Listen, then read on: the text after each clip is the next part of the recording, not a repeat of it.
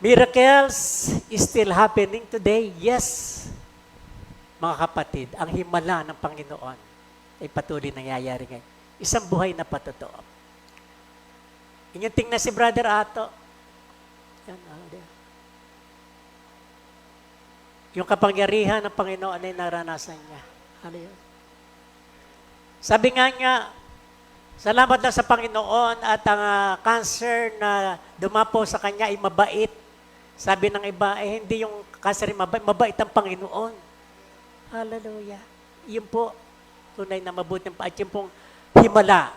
Ano man yung ating kalagayan, sabi po ng ating pong mensahe, ang himala ay patuloy pang nangyayari ngayon. Nais ko pong ipakita sa inyo isang maikling video. Isang himala na nangyayari at nangyari ngayon. Upang ito po ay magsilbing patuloy na kalakasan at pag-asa ng bawat isa sa atin.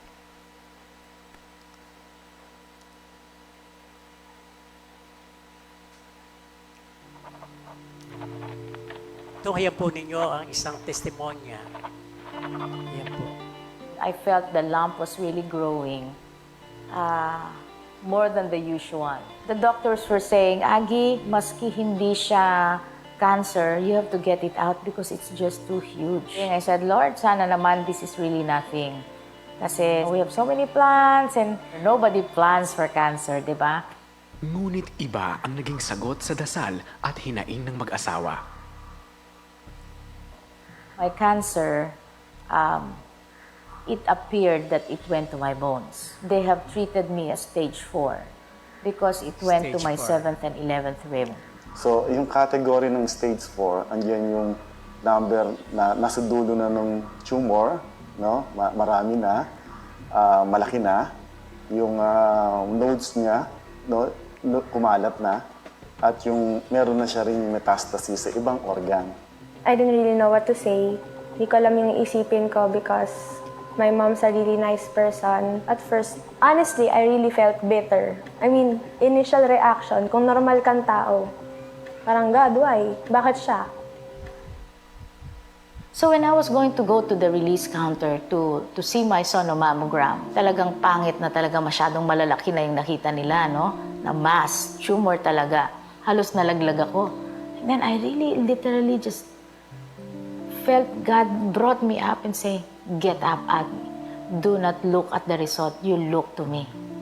So sabi ko, kaya pala release counter Hindi na po yun. titingnan yung resulta. Kasi they will Tingnan not po just natin, release the Panginoon. bad results to me, but I have to release everything to God.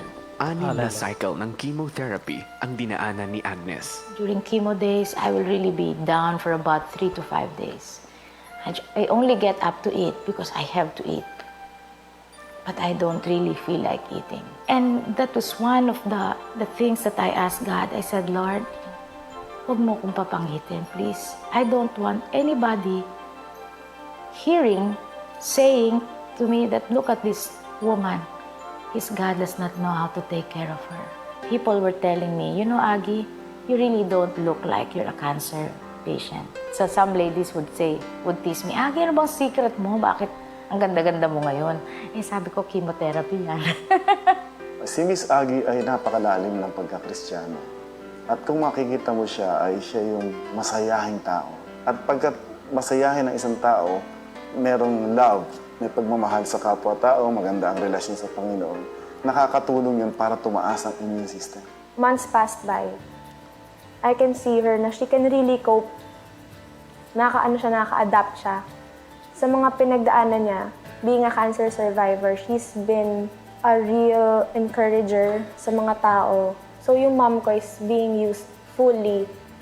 Kasi ang daming nagka-cancer ngayon.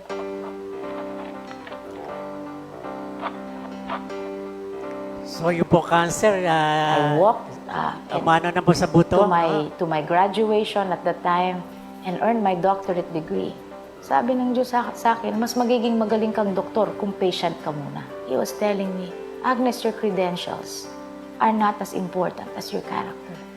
I will stretch your faith and character so that you will be more effective for my kingdom. Tuloy-tuloy ang mabilisang pag-ahon ni Agnes galing sa malaking dagok na dulot ng kanser, habang mabilisan ding nagkapatong-patong ang gastusin sa medisina. One medicine, the Herceptin, costs 100,000.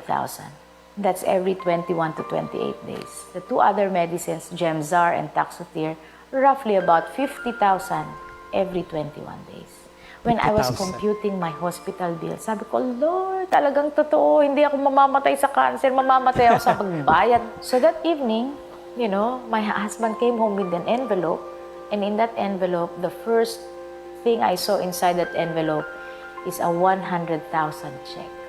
And then the Lord whispered to my ear, He said, "Oh, you woman of little faith, didn't I tell you, I will take care Ganyan ang Panginoon, no? Hindi huminto doon ang biyaya para sa mag-asawang Sarthu. Dumating pa ang ibang tseke at pera na galing sa mga taong hindi nila kilala. Kung kaya Tingnan hindi niya, meron sila ginagamit kailanman ng Panginoon, umutang no? o nagkulang sa buong panahon ng chemo and radiation treatment ni Agnes. to see the invisible, to believe the incredible, and to receive the impossible. Through and through, God has given me a wholeness that I cannot even understand. I don't even know why I'm still alive, but God has the best plans. Mahigit 4 na taon na nung na-diagnose si Agnes ng malagim at nakamamatay na sakit. Ngunit bakas ngayon sa mukha niya ang tamis at ligaya ng pangalawang pagkakataon ng pagkabuhay.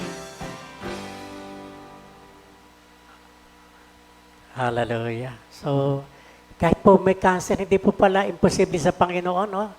Dito sa modern panahong ito, dito po ay nagagana pa rin ang himala po ng Panginoon. Praise the Lord at hallelujah. Yan at hindi na po natin praise the Lord.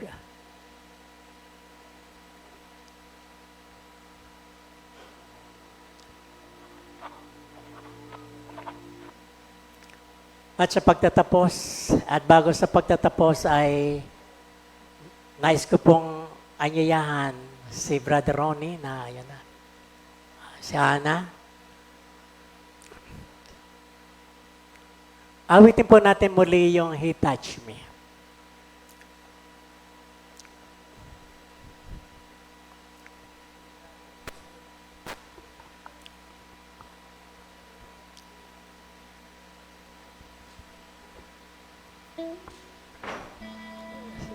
Sabayan po natin mga kapatid at habang inaawit natin yon, magkaroon po tayo ng desire sa ating puso na tayo ay hinipo ng Panginoon. Ano man yung inyong karamdaman, wala pong mahirap sa Panginoon. Yung pong isang babae nakita natin na diagnose ng stage 4 kasi po yung breast cancer.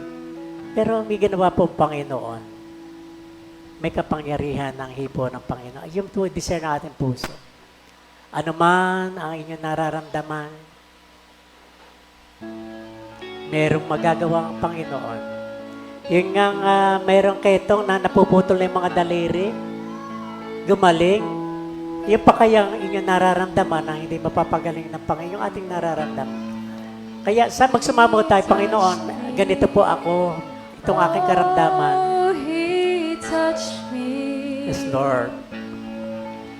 and all the joy that floods my soul. Yes, Lord.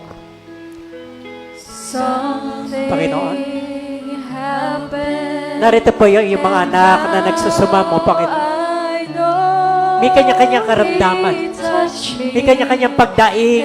Mayroong mga bagay na hindi po, Panginoon, inilalapit po namin sa iyo, Lord God. Oh, O Diyos, sa magang ito ang aming pong hiling. Hipuin niyo po kami, Panginoon. Touch us, O Lord. Yes, Lord. Yung po sabo namin, Panginoon. Meron kaming iba't ibang karamdam, pero wala pa mahirap sa iyo, Panginoon. Opo, nais po namin muling maranasan ang hipo mo, Panginoon. Touch me and made me whole. He touched me. He touched me. Panginoon, nagpapakumbaba kami, O Diyos. Oh, He touched Kayo po ang aming malalapitan, Panginoon. Kayo yung aming dakilang magagamot, O Diyos. Yes, sa umaga ito, Lord God.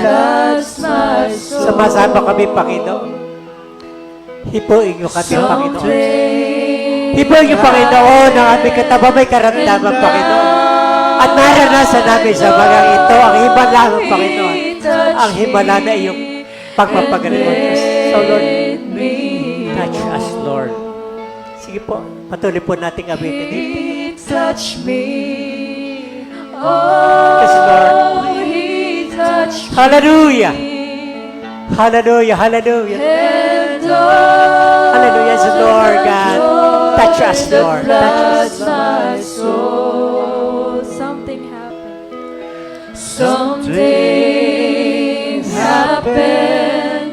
And now Yes, Lord. I know Receive healing in the name of the Lord. and Receive healing by the power of the Holy Spirit. Hallelujah. Yes, Lord God. More of you. More of your presence, Lord. Touch us. Touch us, Lord God. Oh, He touched me. And Oh, yes, Lord. Salamat. the joy Salamat sa habag mo, Panginoon. Salamat sa hipo mo, O Diyos, sa umagang ito, Lord God. Hallelujah. Yes, Lord. happened. And now I know He touched me and made me whole. Patuloy po natin awitin. Damin natin ang hipo ng Panginoon. Damin natin ang pagdilos ng Holy Spirit sa ating kalagitnaan. Hallelujah. Hallelujah. Yes, Lord. More of your presence, Lord. More of your touch. Touch every one of us, Lord. Yes, Lord. Sasamahan kami, Panginoon. Pero kami naramdaman matagal na. Hindi ko magaling, pero Panginoon. Walang mahirap sa iyo, O Diyos. Touch me Touch us, Lord. and make Hallelujah, Lord. Salamat, Panginoon. something Salamat sa iyo, O Diyos. Salamat, Panginoon. Salamat sa hipo mo, Lord. happened, and now I know He touched me and made me whole. Muli po nating awitin. He touched me. He touched me. Oh, He touched me. Yes, Lord. And all the Salamat, O joy Diyos, sa that presensya mo, my Panginoon. soul. Salamat, O Diyos, at pinararas mo sa amin sa bagang ito ang iyong pong pagbisita. Binisita mo kami, Panginoon, at meron kang ginawa, Panginoon, sa amin. Something happened to us, Lord. Thank you, Lord. And made me whole. Oh, yes, hallelujah, hallelujah. He touched me.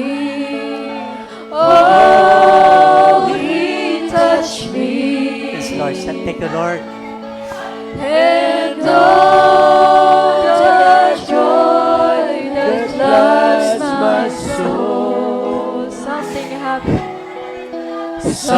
Something happened. And now I know He touched me and made me whole. Something happened. Something happened, and now I know Thank you for your presence, Lord. He touched me Panginoon, and made me whole. Lord, Something ipuin niyo happened. kanilang puso na may karamdaman. Something Ipuin niyo, Panginoon, yung kanilang kidney na may karamdaman. Ipuin niyo, Panginoon, yung kanyang lungs na may karamdaman. Yung kanyang balat na may karamdaman. Touch us, Lord. Hallelujah. Made me whole. Something Panginoon, happened. ipuin niyo kanyang tuhod na may karamdaman, Lord. Something Hallelujah. happened. Walang mahirap sa And Panginoon. now I know He touched me.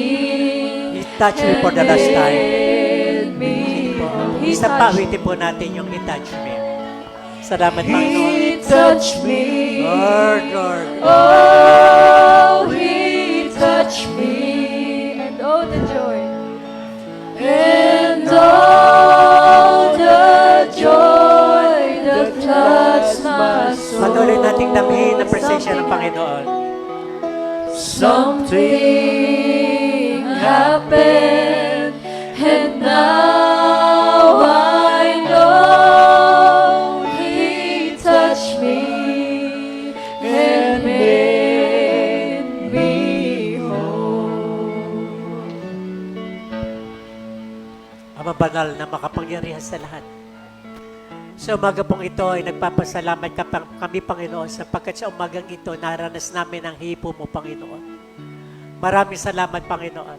Ang hipo mo, Panginoon, magdadala sa amin ng kagaling at pinagaling mo na kami, Panginoon. Salamat, O Diyos. Ama, sa pangalan po na iyong anak ni Jesus, tanggapin ninyo ang aming papuri, ang aming mga pasasalamat. Muli po, sa pangalan po na iyong anak ni Jesus. Lahat po tayo magsabi na amen. Palakpakan po natin ang Panginoon. God bless us all. Hallelujah.